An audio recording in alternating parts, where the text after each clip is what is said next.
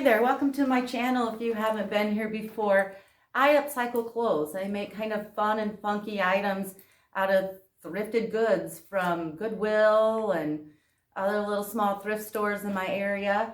And today we're working with this. Now I showed you a clip of the after, so I don't know at this point what it's going to look like, and fingers crossed it turns out really cute. But I'm starting with this. I found this at a thrift store. It was $5 and I just thought this was really cool on the back of it, this Sturgis sort of image. And then these flared jeans. That's what we're going to be working with. Here are the pants I'm working with. The first thing I'm going to do is cut open the sides so that I can sew on there and work on it easier. And how I do that is the seam down the side, I go behind it about 1/2 inch. That way I avoid the pocket, and sometimes these have rivets over here. That avoids the rivets too. So I'll just cut all the way down about 1/2 inch behind that seam.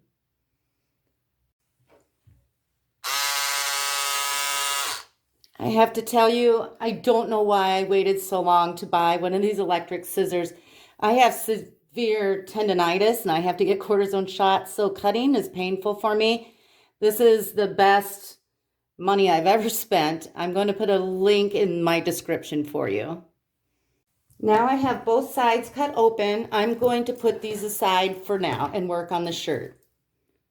Here's the shirt. I'm going to cut this image out, and I'll try to stay kind of inside the image. I don't want too much of this black shirt showing. So I'll cut that out, and then I'll turn it over, and there's a Sturgis patch on the back. I'm going to cut that out too. Now I have this all cut out and the little patch, and this was kind of a rare find, but if you want to look at t-shirts at the thrift store, you could do like a fun concert tee or a great quote. You can use anything you want. I just happen to find this and I just love it. Before I sew that onto my jeans, what I'm going to do, so remember we cut open the sides. Now these jeans fit me perfectly, but now they won't because I need to sew these sides back together and they'll be a little too small. So you can either do one of two things. You can either find a pair of jeans that are a little bit big on you so that when you sew this back together, they fit you right. But what I'm going to do is I pieced some denim together, and I made it 1 inch wide and 42 inches long. And instead of sewing this back together like this, I will sew this, and I'll do wrong sides together because I want to see those messy little seams. And then I'll do the same to the other side. And so basically I'm sewing this strip down my pant leg. And I'm going to sew one side on first before I pin this on. I'm going to show you what I did here. So that 1 inch strip, I sewed, my pants are still open on both sides. That 1 inch strip, I sewed to just the front side of the pant leg, all the way down.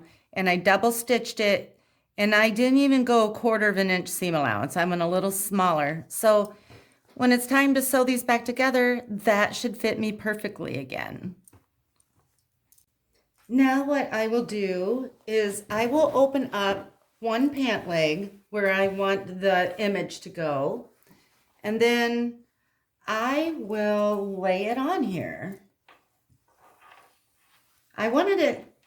I was hoping it'd be big enough to go all the way around. It looks like it's going to be close, but I'm going to put it probably about there, and I will pin it on. And then the little patch that I cut out, I will put it about right here. But I'll show you that when I get it all pinned on before I sew. Now I have these all pinned on where I want them. And I'll take it to my machine. I'm using gold thread on here because these jeans have the original thread is gold. And I'll zigzag stitch all the way around, and I'll zigzag stitch this on. And I always use a denim needle when I sew jeans.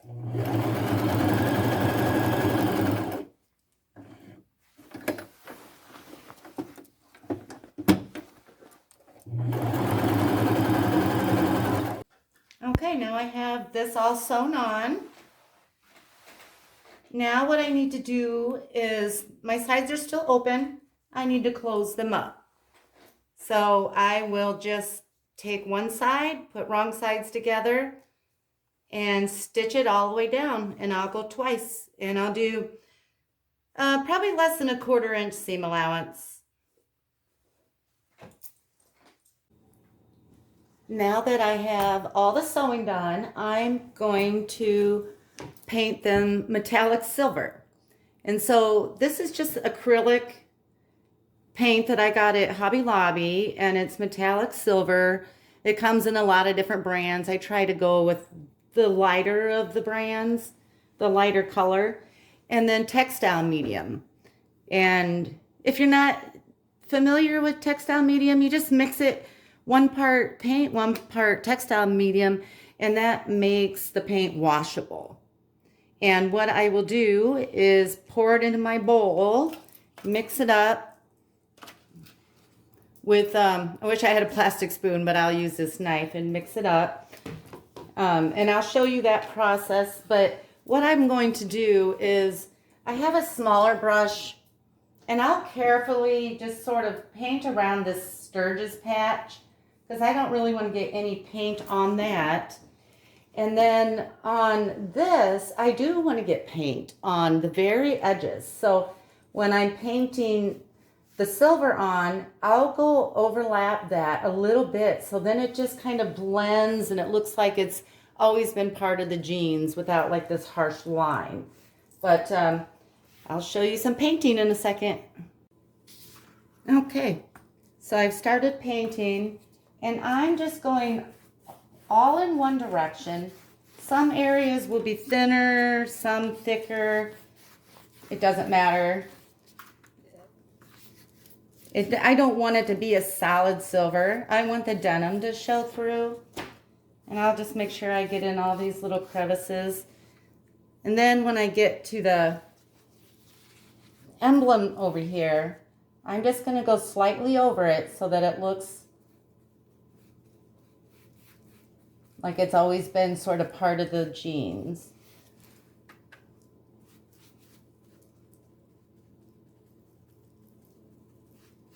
And I'm just going to go in one direction. If I start going different directions, it'll probably look amateur and weird. But when I get this all, the front all done, you know, you can put as much or as little silver on as you want. I'm just going to kind of eyeball it as I go and see how I like the different layers of paint or thicknesses of paint. And when I'm all done, I'm going to turn it over and do the back side. And then when it's completely bone dry, I will put it in the dryer for about 30 minutes on a hot setting. And that'll help heat set this paint. I think it's looking pretty cool. Okay, so I'm liking how this is looking. I went through, I bought 3 of these little 2-ounce craft paints because I didn't know how much I need. And I think I'm going to go through all 3. So you might want to try to get a big bottle. I wasn't sure what I would be needing. So now I'm going to turn this over and work on the back side.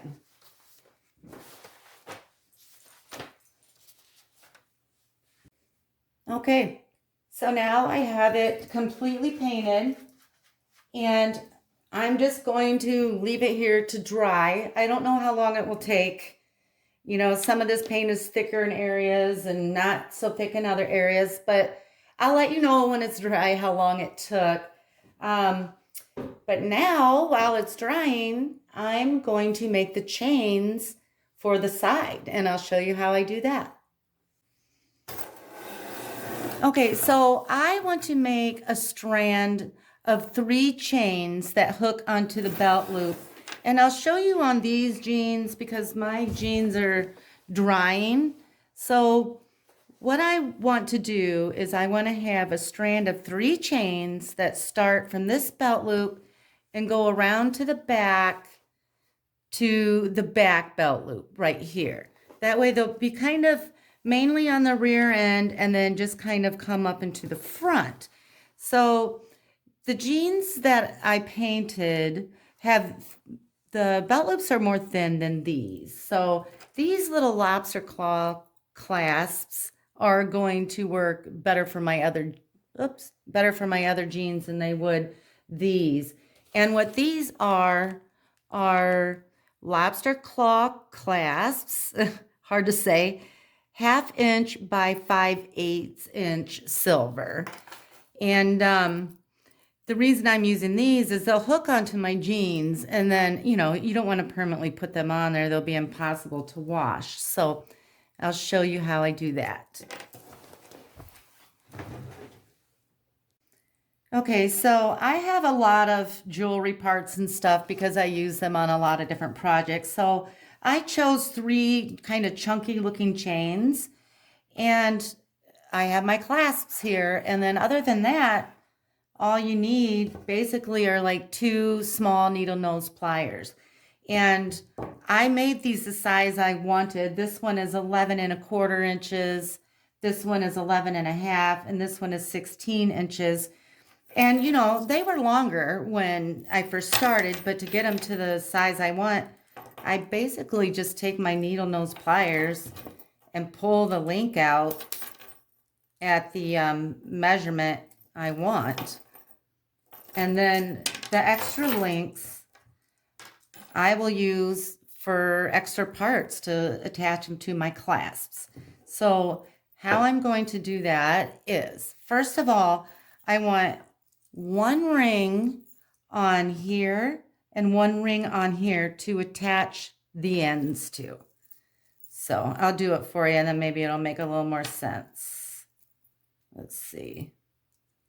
Okay, so I found the ring that I want, and I'm just going to open that up a little bit. And now I have a part here for the clasp. See, that'll go in there. But first, what I want to do is I want to take the end of each one of these chains and stick it in the ring. And then I'll put it on my clasp, or put my clasp on the ring, close that back up, and there I have one side already. This is really pretty easy. Okay, now I'm going to do the other side. Okay, this is how it looks, and now I just need to get it on my jeans. So here are the pants all finished.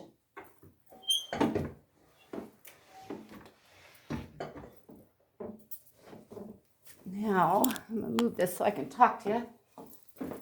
Okay, so they took about 5 hours to dry, and they were really stiff because of the paint. So I put them in the dryer for 30 minutes to set the paint, and then I turned them inside out and I washed them on a delicate cycle in cold water, and they're not so stiff anymore and totally wearable.